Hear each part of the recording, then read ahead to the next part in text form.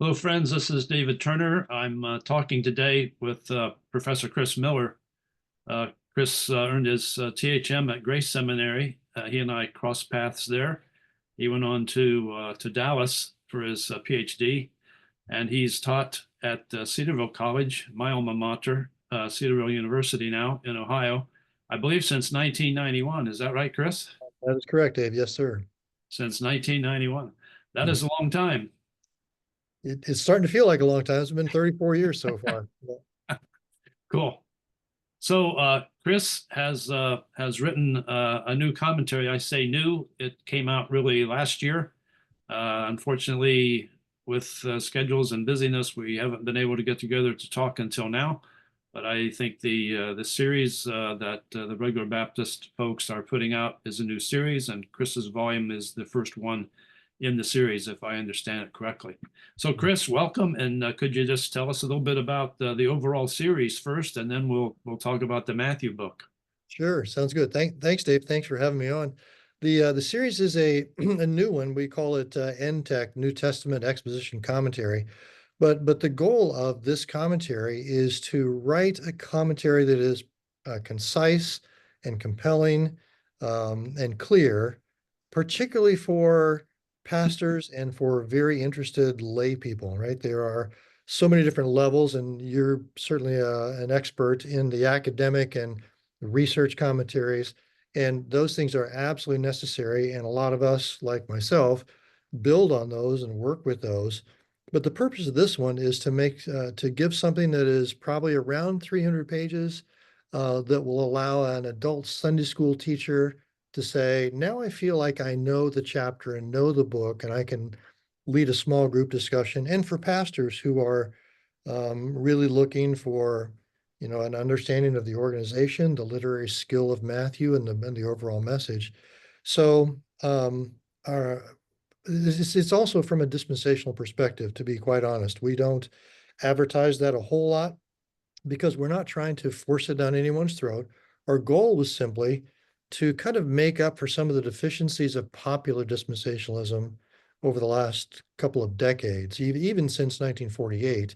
We all know that there have been a lot of popular level books and Left Behind series, and even some, not very wise predictions about Jesus coming back in 1988 and this big hysteria, which I think we're now suffering the effects of. And since Jesus did not come back, when many people were predicting and prophecy was so hot, there's sort of this backlash of, well, let's not be embarrassed by that anymore.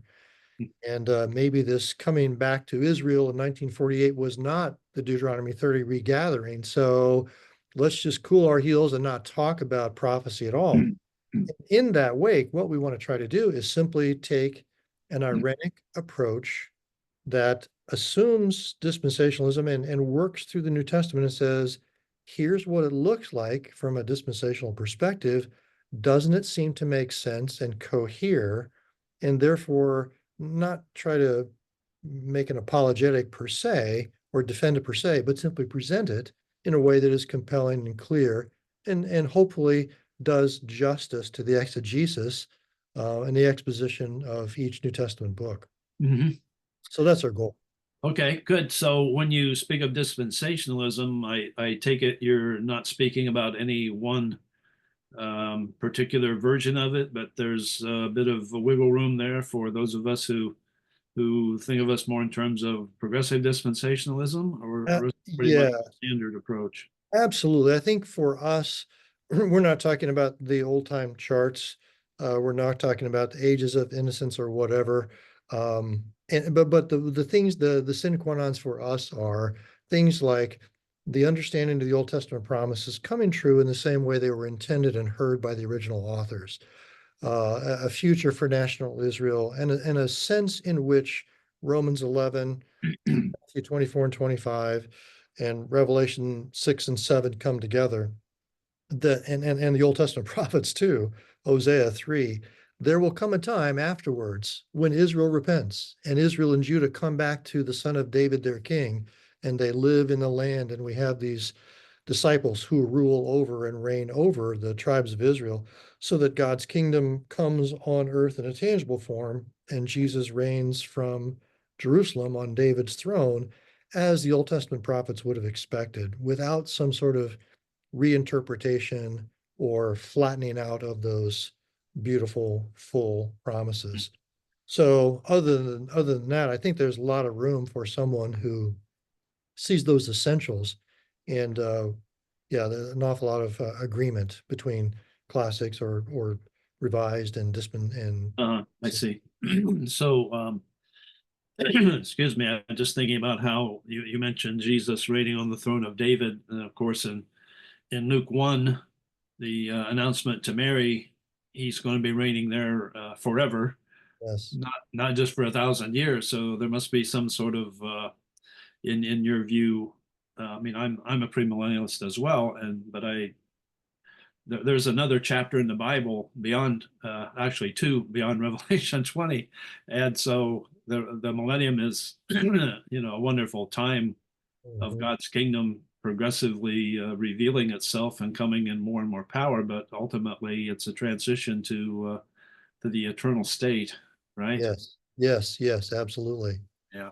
Okay. Cool. Well, let's talk specifically about your commentary. When I was looking at the preface and the front matter, I was noticing the format for the series, not just yours, but it involves the idea of providing an overview and then some more detailed exposition and then reflection. And I particularly like the part where I think it was Brother Davy mentioned Calvin's choice word that's meant a lot to me through the years about the proper way of expositing the text is lucid brevity for the good of the church.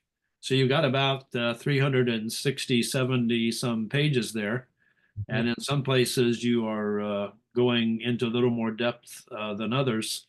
When I was looking at it, I thought I could see, reading between the lines, a lot of work that you've done in the academy and in New Testament scholarship. But the word that came to my mind immediately was that you're making this material accessible to basically anyone who has the desire to grow and to study more. Dave, thank you so much for that. There's not a higher compliment that I could get, and especially from this source from you who has mastered that academic work. And that exactly was our goal, to try to have this be exegetically, literarily, academically rich, and yet very accessible. So thank you for that. Our goal was to be able to help people not just get, a warm devotional fuzzy feeling, but to really be fed deeply from a highly nutritious, accurate perspective. So, yeah, thank you. Thanks. That was our goal, and only the readers will be able to tell us if we accomplish that or not. Yeah, well, some will take to it more than others, I'm sure. Some folks today don't like to read that much, and they expect to get everything in sound bites, and they don't have much of an attention span, Right, right. unfortunately. Yeah. So I'm thinking about your understanding, and I did peek a bit on this about the audience of Matthew, Mhm. to whom Matthew wrote the book, and you often hear people say Gospel of Matthew is the Jewish gospel, and you get the impression from that people think that the book was written to Jewish people primarily who were not yet believers in Jesus, in order to prove to them how Jesus fulfilled the Old Testament and sort of turned them into not Jews for Moses, but Jews for Jesus. We perhaps could put it that way. So Right. what do you think of all that? Well, What approach do you take in the book? yeah, that's a good question. That's a fascinating question and answer. There was a really helpful commentary in the Baker exegetical series I leaned on a lot. I thought was really persuasive, that this book is probably not written with an evangelistic intent to win over those Jews. It seems to me, it assumes all the way through that, especially with these five major discourses and how those important those are to Matthew, all these discourses are directed toward his disciples. And the way Matthew's structured, as you know, in Matthew 4, Matthew 3, we've got the repentance required by John. We've got the disciples who have followed that repentance follow Mhm. Jesus by faith, and he chooses them in Matthew 4, and then he begins to teach them and disciple them and train them. So when he says, "You are the light of the world," he's talking to those believing Jewish people who then have to navigate their world post-resurrection in a non-messianic Jewish environment. And so, how do you navigate your life in the synagogue or next to the synagogue if you're a Jewish believer and you know Gentiles are coming too? Well, Matthew, I think, is a perfect handbook to that, where you find so many references to what the Pharisees are like and the Pharisees' teaching. Matthew 15, clarifying the oral law versus the written law, and how the traditions are not what we follow, but we do follow the teachings of the Old Testament. So, no, I am very much persuaded this is written to Jewish believers who are navigating their world, trying to carry out the Great Commission to everyone. Yeah. A lot of people through the years have believed with some good reason that Matthew sort of has some early history with the church at Antioch. And in Acts, that is apparently where they began to preach the gospel, not just as a result of special revelation to people like Cornelius, Peter, in Acts chapter 8, but it seemed like it became the ministry of the church in Antioch to Yes. to preach to the Greeks as well. And so you're thinking that's a plausible type of scenario out of which Matthew might have been written. Yes, absolutely. Because obviously we have here, go to all nations, right, and evangelize them. And so it takes a while for them to understand what that means, according to the book of Acts, right? Do we Mhm. proselytize them? And the answer is no, we don't do that. And Matthew is set up so well, and I guess Luke for the same reason. When Peter goes into the house of Cornelius in Acts chapter 10, it's quite a revelation for him. And I always thought if he'd learned his lesson, from Matthew chapter 8, when Jesus volunteered to go to the house of the centurion, he might have been quicker to obey and quicker to follow the vision that he'd been given. But no, absolutely, navigating that world where there are still a lot of Jews who say Jesus didn't come and establish peace in the land. How can he be Messiah? Right. And so we're saying, no, he is. He's coming again and he will do that. But now we find ourselves in a time in between the times, and this is how we move forward. Yeah. So I used to think just like that. Uh, I think a bit differently now, not that differently, but the book by Richard Balcom that he edited called "The Gospels for All Christians," Mhm. um, trying to get away from sort of the circular reasoning of some of the extreme redaction critics about how sort of reading between the lines with your hypothesis that the book was written for this specific little niche, Mhm. you can make things sort of correspond to that. I guess there's a term for it called confirmation bias. But, Mhm. I think Balcom's argument would be more that Matthew wrote as a Jewish believer in Jesus, and he thought the whole church needed what he was about to write. Obviously, he didn't know at that point what the church would become as far as how widely it would spread in any timetable or anything like that.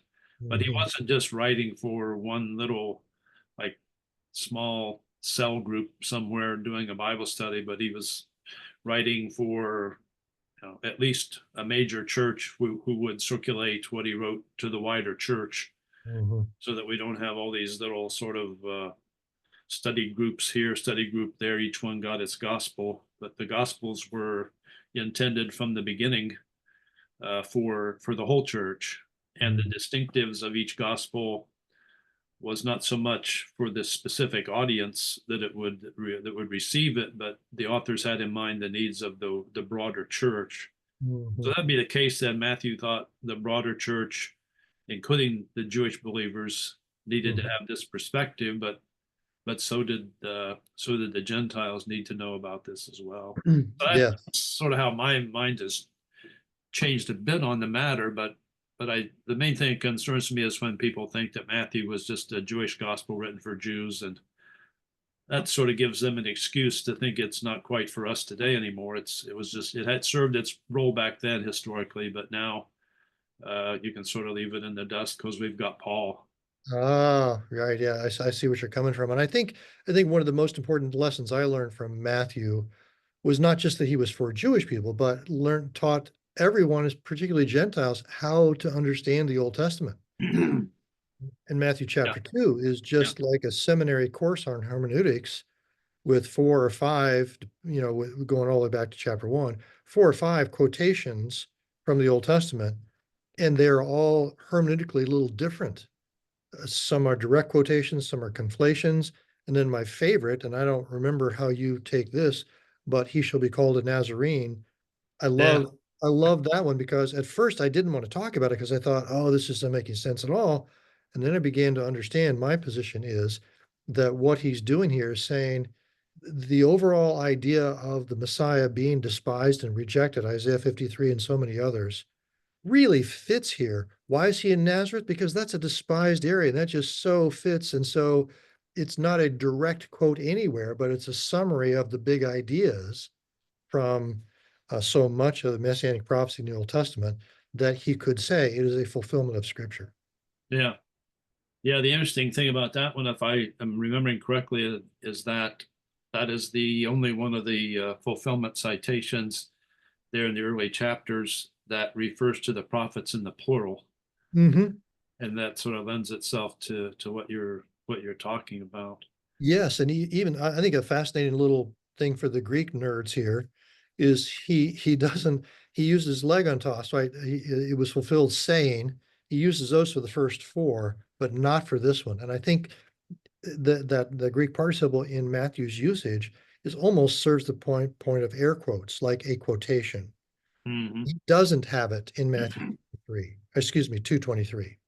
He doesn't have it because it's not a direct quote, as many of the others have were. Yeah. Yeah. Well, that's a tough one, 223. Yeah. Uh, well, let's move to the topic of the kingdom in Matthew. Mhm. Um, what you're thinking about that? You know, we have people who've taught us that the kingdom is strictly speaking in the future, and it is the millennium, and maybe in a sense the eternal kingdom, the eternal state.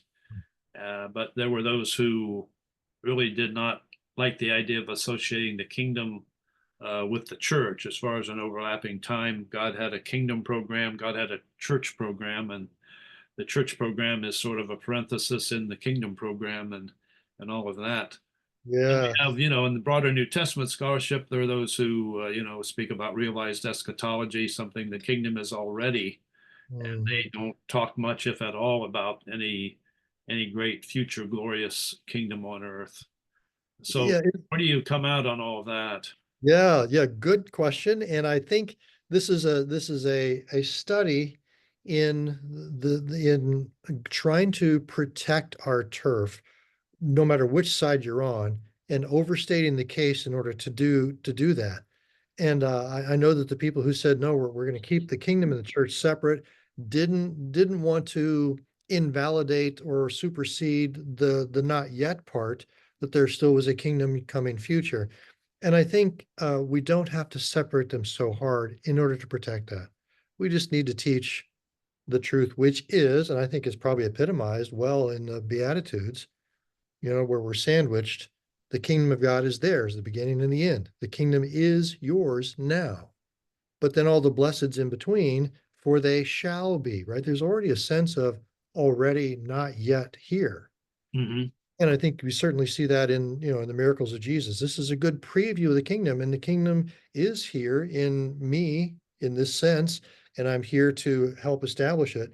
But that does not in any way detract from or take away from the literality of the not yet as the Old Testament prophets always understood it. And Hmm. this is why when Jesus says to the 12 in Matthew 19, or is it 20? I forget, you will rule over 12 tribes. That is, this is going to take place. It's a real thing. You can count on it. Yeah. Mhm. So to me, the sort of the text that sort of makes you decide what you believe about the kingdom of Matthew is in the Lord's Prayer, where you were to pray for the kingdom to come.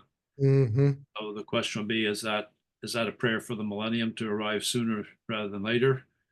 Or is it, are you asking for God to manifest his power now? Yes. Yes, Perhaps I not think so. in apocalyptic fashion, but just in a small fashion, so to Yeah. speak. And that's where I would say yes, both are true, right? We Uh, do want his kingdom to come now in its fullness, so that in our families, in our lives, in our churches, you come in and you get a sense of this is what it's like to have God as your sovereign and to live under his lordship and rule, but also without denying the amazing future which is yet to come, where a lion will lay down with a lamb and a wolf with a sheep, right? And little children will play by the hole of the vipers. mm, And the curse will be removed, and there will be a very literal Hebrew, biblical, earthy, physical kingdom that is Edenic. mm, yeah. Well, I think you must be right on that one because you agree with me, and vice versa. I'm in good company. Yeah, why? And I should say, I did a lot of work in Matthew, and I still am studying Matthew, but I never for a minute considered myself to be a specialist or a master of Matthew. I always think of myself more of a jack of a few trades rather than master of any of them, and I think that's probably good for the church because if you get so specialized in one area, you may be so far up ahead of everybody else that they can't breathe the same air you're breathing, and the outcome is not good. Yeah, yeah. Anyway, how long did it take you to write this book? Oh, good question. No, I think I started in about 2018 doing the research and reading all that I could. And I started putting it down on paper probably in 2020. And I did a lot of work on it during COVID. Oh, I see. Yeah, when it was probably a good thing, right? We were isolated, and I used a lot of that time where I couldn't go out to work on it, especially summers as an academic. Those were probably the summer of 2019 and the summer of 2020, and finished it up on December 31st at 5 o'clock, You remember 2020. that exactly, huh? Yeah, I wanted to have it in by New Year's Day. That was my deadline. And Okay. so, I was about 25 minutes ahead of schedule. Yeah. They used to have this thing at SBL. I can't remember exactly what it was called, but it's they would have someone give a lecture on how my mind has changed and remained the same. I think was what it was. Mm. So as you were going through this process that it takes a couple of years to do this thing, even when you're really dedicated to it. How has your mind changed about Matthew, and how has it remained the same? Oh, that's a good question.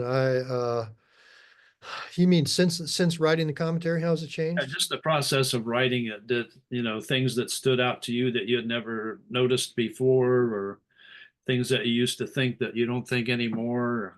Yeah, no, boy, there were a lot of those. I thought I knew it before to some degree, but man, I just had no idea of the literary structure and the genius work, the literary art of Matthew. Those were just mind-boggling, because I'd heard things like, oh yeah, what makes Matthew different are like the five discourses. Then when I began to realize the literary designation of those and the formulas for introducing and the formulas for exiting those, and how important they were, not just individually, but when you put them all together, in the last discourse, when Jesus had finished all these sayings, referencing all five, you begin to realize what building blocks these things are and how important they are to what it means to be a disciple. And I remember reading your summary of those five that you put in one paragraph or one long sentence, and how beautiful it was to see those tied together as building blocks of discipleship. And and then the comparison with Allison and Davies, and I don't remember if you said this or not, but the comparison between chapter 2 and chapter 27, and the mirror reflections we have a Joseph in both chapters who care for Jesus when he can't care for himself. We have the nations and the Sanhedrin counseling together, and just all of these beautiful literary parallels that demonstrate in a bigger way the birth in chapter 2, the death in chapter 27, he was born to die, and then just so many other references to the, to the uh, angels and to the dreams and the Son of God, and just this literary genius of the book and what a carefully crafted literary piece it is. I think that's what overwhelmed me. Yeah. Um, I noticed you took the five narrative discourse block approach to the structure with the, you know, when Jesus had finished saying these words, he went on at the end of each of the discourses. And I know some people go a different way with, I think Jack Kingsbury worked with another formula that occurs twice. mhm. That spoke about when Jesus began to do this or that.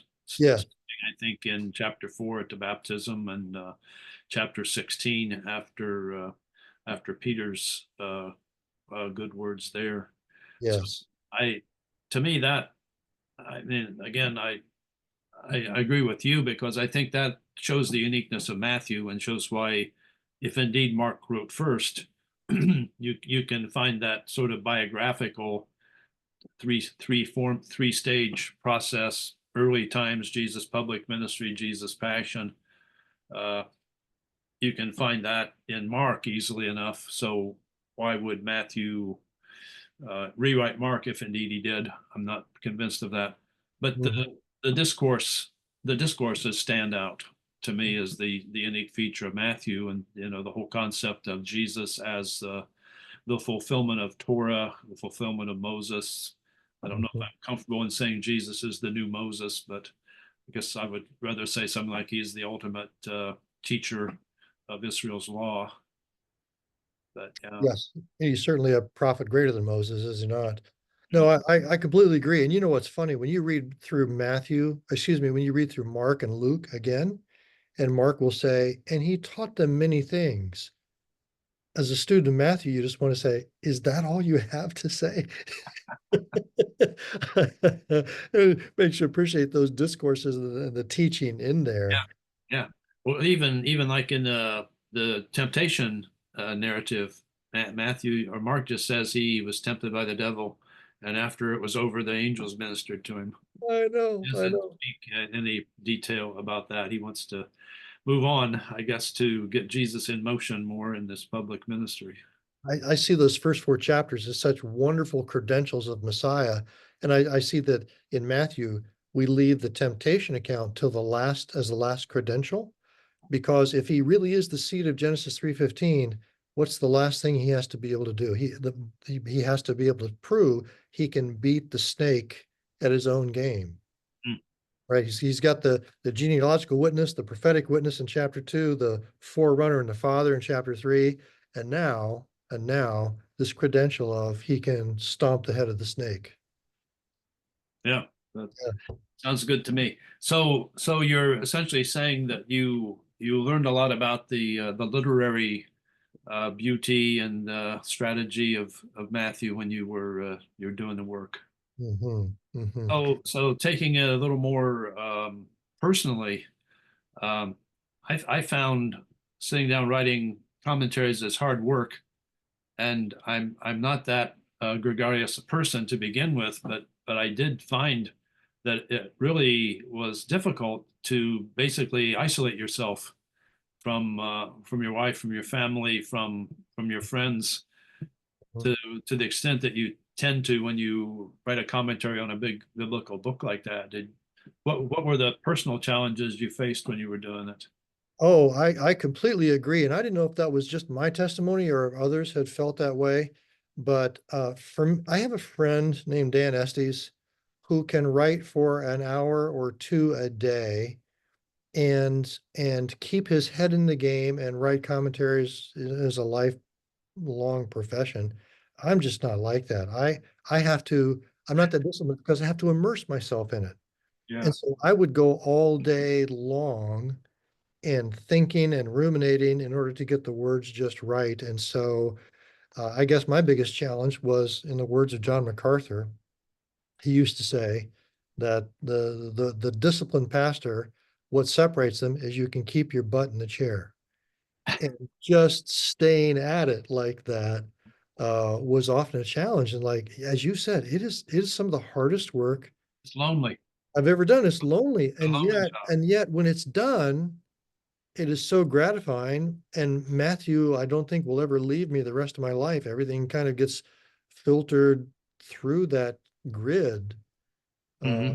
now, as you know, and I feel like, wow, I think I'd like to try to write something on Luke, just to understand Luke as well as I do Matthew. Yeah. Yeah. Yeah. I find it interesting what you said about Dan Estes. There's another brother that I've seen occasionally through the years that I wish I had gotten to know better. But the idea of discipline and just getting a little bit done each day and being able to re-engage with life and stuff, I found it difficult. I heard Daryl Bach say that once when he was writing the massive 2-volume Luke commentary, Uh-huh. that he, I think, was very disciplined in working and getting a couple of verses done every evening when the rest of the day was complete.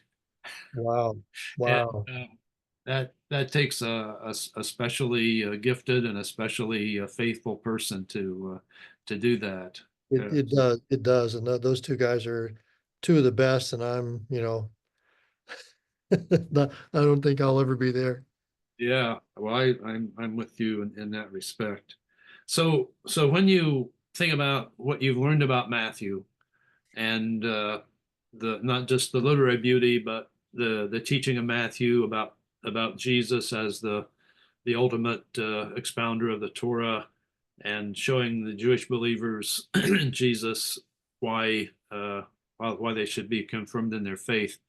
When you think about the students that you have taught and you are teaching at Cedarville, Mhm. think about the churches that they represent and the pastors that you know.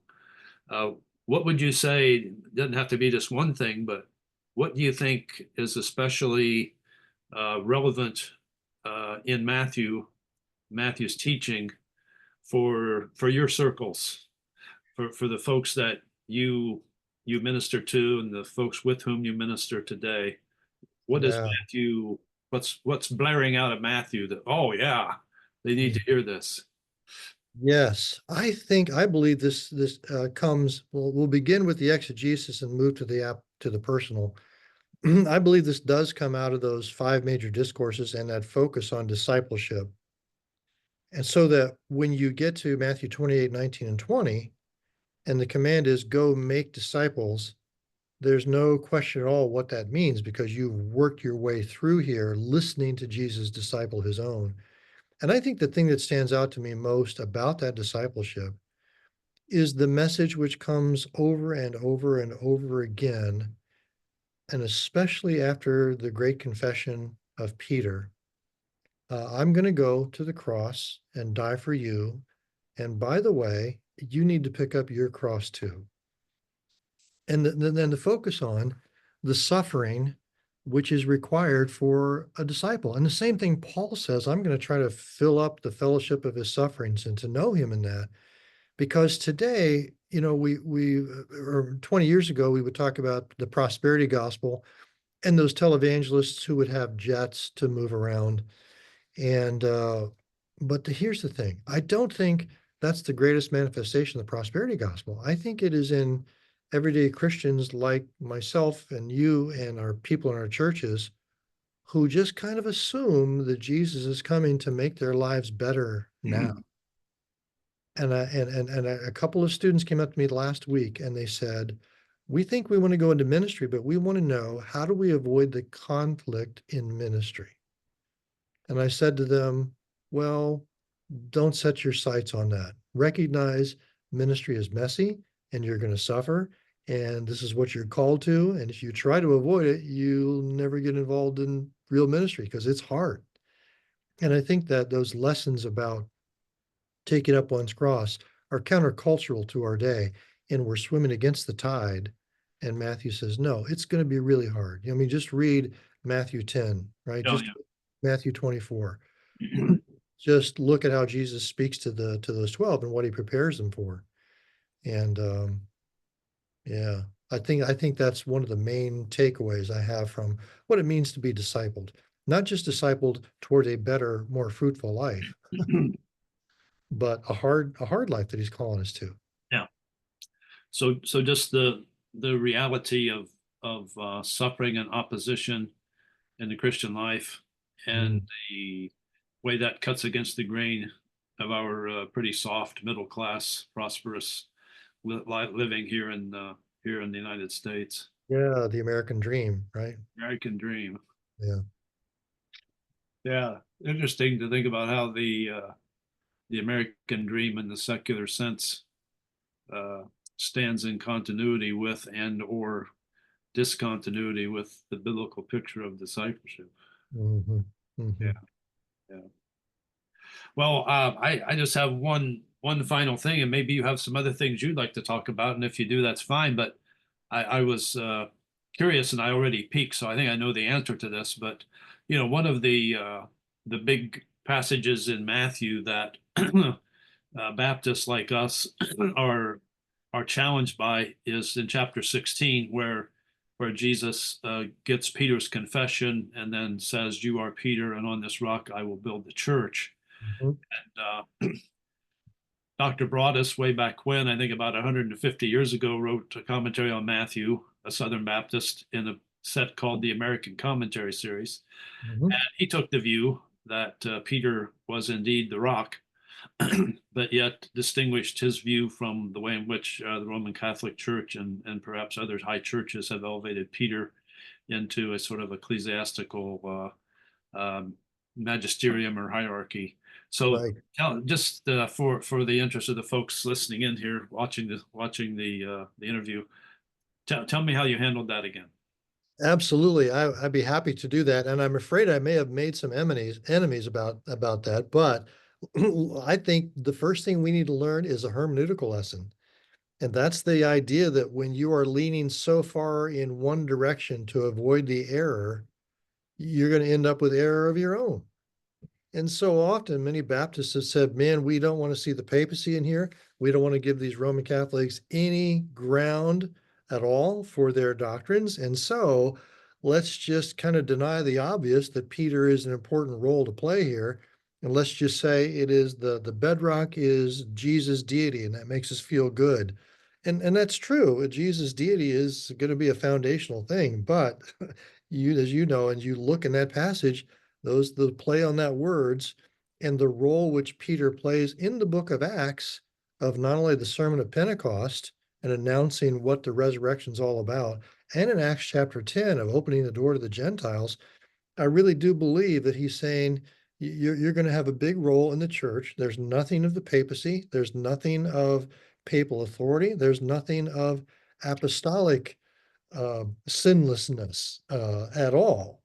But Mhm. there certainly is precedent for Jesus saying, Peter, you and your fellows are going to be the foundation for this new thing. And I think that fits right in to the overall message of Matthew, where he talks from Ezekiel 33 about the wicked leaders and the wicked shepherds. And I'm going to give you new shepherds. And I really feel like these 12 are the new shepherds. And this is part of what Jesus is saying, that in the future, this new program is going to be led not by the Sanhedrin, but by this nucleus of 12 right here. And that sort of ties into the conclusion to the parable, the tenants of the kingdom being taken from and given to. And I Absolutely. I peaked, and I know you think that's the leaders of Israel being exchanged there, and I think you're on the right track with that one too. It certainly sounds, I mean, seems like Matthew tips his hat to that when he says the Pharisees and leaders knew he was talking about them, Yeah, right? yeah. Not Israel, but to those leaders and those shepherds. And there's so much focus on that all the way back in Micah 5. This is one who's going to shepherd my people and Mhm. have his shepherds and replacing the poor leadership that we've had. Mhm. Yeah. So you stated there, I think in chapter 16, that you felt that when Jesus said, "I will build the church on you, Peter, and on your apostolic buddies here," that Mhm. Peter did not really grasp the worldwide nature of the church. He thought it was just the revival of ethnic Israel or something. And I understand what you're saying with that. I wonder if I might play the devil's advocate just a bit Sure, on that. please do. After yeah, so after Peter had seen Jesus speaking about the faith of the centurion in chapter 8, and in just the previous chapter to chapter 16, he had seen the remarkable faith of the Canaanite woman Mhm. that Jesus spoke of. I wonder if it was just beginning perhaps to dawn on him that the kahal, the ecclesia, the church, Oh. uh, was something bigger than just Israel. Not in any way negating Israel, Mhm. but more in terms of fulfilling the promise to Abraham that through Israel all the nations would be blessed. I wonder if Peter was beginning to see that happening, and when he heard that word church, uh, maybe he, I don't know, began to think about even some of the ways in which the Torah allowed the ger to enter the community of Israel. I don't. I think that's a fascinating question that the book of Acts deals with as well. And I love to talk about that. So here's my fine point in the commentary. I think I even say this, that I think Jesus knew. I think that when Matthew wrote, if he wrote around 60 or whatever he did, I think Matthew knew. The question, though, is just what did Peter know when it was spoken to him? Yeah, And if he was starting to put those pieces together, you certainly wouldn't notice it when he's in Joppa. yeah, It's 10, right? that's Yeah. And he even says, when he goes into Caesarea, when he goes into Cornelius's house, he says, "Man, do you know how athematos this is? How against the customs it is?" He doesn't say anamos as though it's against the Torah, but it certainly is against all of our Jewish customs to even go into your house. So, it sure does. And I think that's part of Luke's literary design to demonstrate that this is not Peter's big idea. This is the Spirit who drags him, kicking and screaming kind of into the program which God has. And he's the one with the apostolic authority and the credibility from Matthew 16. So we're able to see it then. But again, it's God's movement, not necessarily Peter's. yeah, for sure. Yeah. Yeah. But it is always interesting, fascinating to recognize that our understanding of the text is not necessarily um, different from, but certainly fuller than what they were able to realize at that point. When you think about the incremental, the stair steps of how later Revelation builds, and we know about John 21, where Peter got straightened out, and we know how God used him on the day of Pentecost, and Yeah. citing Joel about how the Spirit of God would be poured out on all flesh, which maybe some would take as all the Jews, but I think it's probably all humanity. I think so too. I Now the think so too. promise is not only for those of you who are near, but those who are far off. There at the end of Acts 2. Right. Yeah, I think so too. And I think that comes to its bigger fulfillment in Acts 10. Okay. What's fascinating is that we find these people from all different nations, but they're Jews from all nations in Acts chapter 2. Yeah, proselytes. Yeah. In some sense, a fulfillment, a partial early fulfillment of Ezekiel 36, when it says, "I will gather my people together and pour out my spirit on them." And I see Yeah. a little bit of that. It's another reason why I feel like, anyone who comes along and thinks the Gentiles replace Israel just is not reading the text carefully here, because this is a very Jewish messianic thing uh, in Acts, and then of course it expands with Samaritans, and then the centurion, the Gentile later. But progressive revelation, I think, is underappreciated, especially in the New Testament.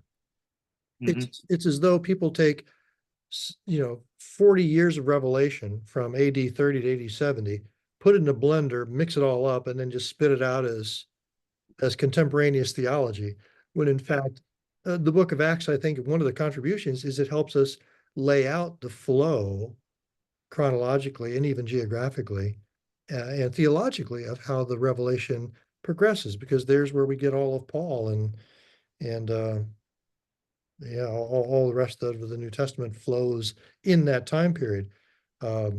Short time period compared to the Old Testament, nevertheless, progress of revelation as I understand it. Yeah. Well, Chris, it's been great talking. I think the commentary, the format, with the overview, then the verse by verse exposition, and the concluding reflection is great. I think the goal of being clear while brief is great, and we've sort of had a mutual admiration society conversation here today because we agree on so many of these things. But I would hope that RBP is prospers in the commentary series, because I think the format is super, and I think there's a great need out there today for pastors and serious lay Bible teachers to dig more deeply into the text. I'm afraid too many have conceded too much to the soundbite approach and the springboard sermons that don't really expound the text in its context and draw application for the church from that. And your commentary and I think the series as a whole, as it's being projected, would really be helpful to build the church in its understanding of the scriptures in that way.